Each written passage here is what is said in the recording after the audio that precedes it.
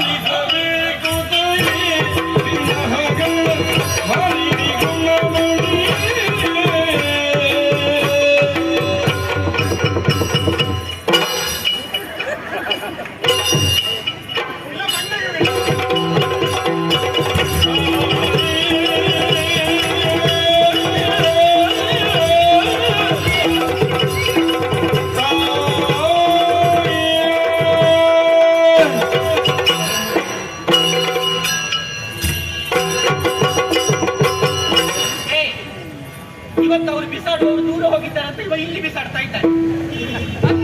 ಏನು ಮತ್ತೆ ಸ್ವರ್ಗಕ್ಕೆ ಹೋದದಲ್ಲ ಅದಕ್ಕೆ ಅಯ್ಯೋ ವೈಭವನ್ನೆಲ್ಲ ಕಂಡು ನೀ ಕಂಡು ಸಂತೋಷ ಕಂಡು ಉಲ್ಲಾಸ ಬಂದದ್ದು.